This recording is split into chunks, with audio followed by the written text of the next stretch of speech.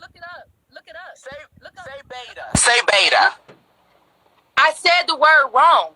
I did say that. Because you're illiterate. Because you're illiterate. What are you talking about? What are you talking? But I spelled it right. BETA. I spelled it right, but I didn't spell it better. I just said it that way. Why did you say that? You confidently said it more than one time. Because I was talking fast. Like, so what? Who are you? Are you the speech police? What the hell is that noise? It's my car when I'm backing up. Oh. Are you the speech police? Like, who are you? Halo, I think you need to go online and sign up for a couple classes. That's what I think you should do. What I got degrees, boy. I don't need to sign up for anything. It doesn't matter. Oh, like really? I said, I already owned up to having a speech impediment. I already did that. I already said that. So own up to being illiterate, babe. Not illiterate at all. Not illiterate at all. Someone said Moon can't drive. Yes, I can. When I get close to my garage and everything, it's just to let me know. I don't understand that.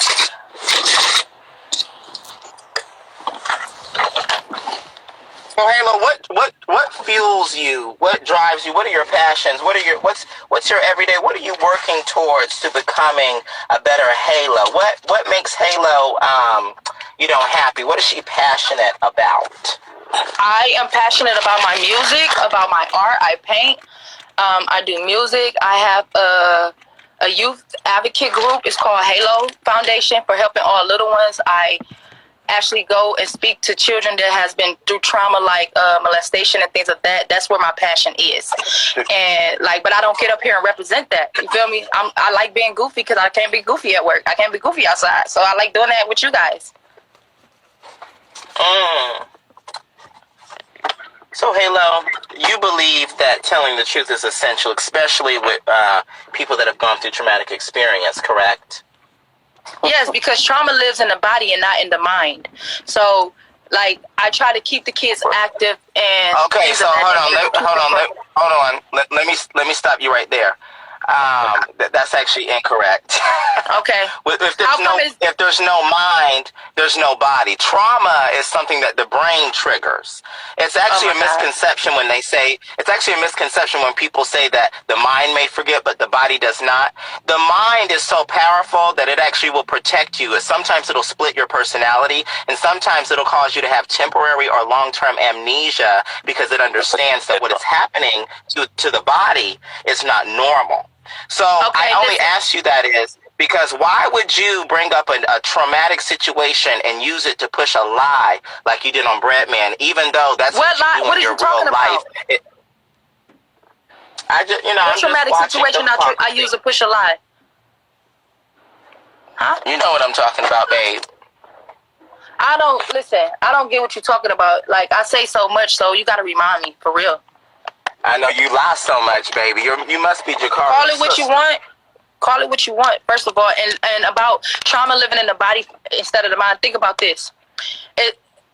How many times you been with someone? First of all, you won't have nobody if you don't have no mind. I let you talk. Yes. The brain control everything, but I let you talk. You've been in a relationship with somebody or you've been with someone. You can't remember how the day went or many days that you was with them, but you remember how they made you feel. You that's know what I'm saying? The brain remembering that, not the body. No, dummy. That's a feeling. That's a feeling. No.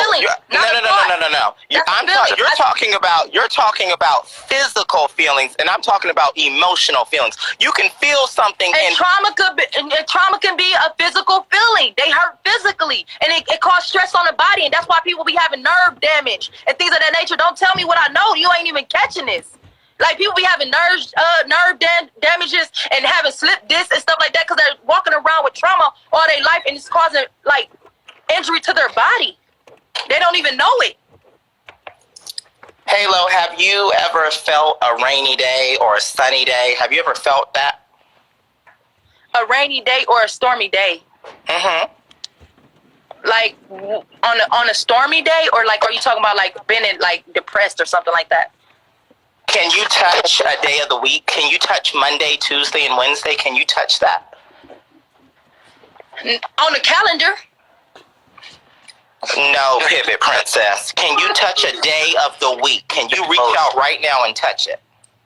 No, right here. Okay, go put your shoes. No, you can't. 1 second. So a lot of people on Mondays make them feel bad because they have to go back to work. But the Monday's weather made them feel good because of whatever, the weather was. You can't touch a day, but it can definitely make you feel like something. Doesn't mean that you're physically feeling it. I feel a little crazy that I have to explain this to you. Listen, that's at the top of your surface. You haven't dug deep enough to understand it. So you have to go and do your research. Harvard just did a research and study showed that trauma lives more in the body than it does in the mind. Like people, like you have a battle with your flesh every day. You do. That's incorrect. You have a battle with your flesh every day. Like you can wake up one day and say, I'm not this way, I don't want to be this way, but your flesh wants you to be that way. So that's your trauma in your body and not your mind. That's actually incorrect. So I don't know if you've just say you want to agree to disagree, or you just going to be a disagree. Like you just going to disagree. That's it. No, I'm going to give you some knowledge. I'm going to give you some knowledge about trauma, and I'm going to tell you how powerful the brain is. That even though the body can hold certain, what you're talking about is muscle memory. Muscle memory is something that you can remember from repetition, and it's also something that your body can give you called phantom feeling. Most veterans, people that have lost arms, legs, and limbs, go through that.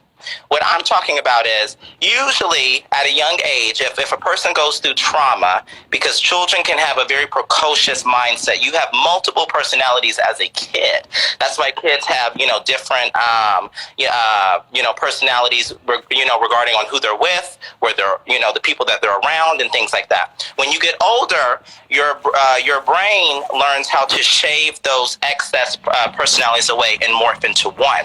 When you have trauma, the brain will split itself however many times. You broke up, Moon. He's Spanish. Yeah, he is. Hello. Okay. Whenever the brain splits itself to protect itself from trauma, that means that some people have gone through a very horrific experience. Maybe they've been sexually assaulted and they can never really account what happened to them, but they know they were there. Those people, their brain actually goes into like a comatose type state to protect it because it is so traumatic. And some people have forgetfulness or amnesia. So when that happens, it can make you a different person, or you can split into a different state of being, literally a different personality. So when trauma stays with you, it doesn't stay in the body, it stays in the mind, and the body responds from the brain, remembering. So trauma doesn't stay in the body. Okay, so why is it that when someone has Alzheimer's, they still remember how to walk? Because that's muscle memory. And why is it that if someone has Alzheimer's, because the brain sent a motherfucking signal to the body. They still know how to hug. They know I don't know who you are. I used to hug you. It's mental. There's mental. Like why? Like they run together. That's mental, Halo. That's mental. Every day you get up and walk, your brain is sending signals through your nerves, to your muscles, to move your leg, move your feet, move your toes, so you can get up and stand up on your feet. That's mental. Yeah, you can have something that physical trauma, that like a loss of a limb or loss of a toe or loss of your lower extremities or a finger or something.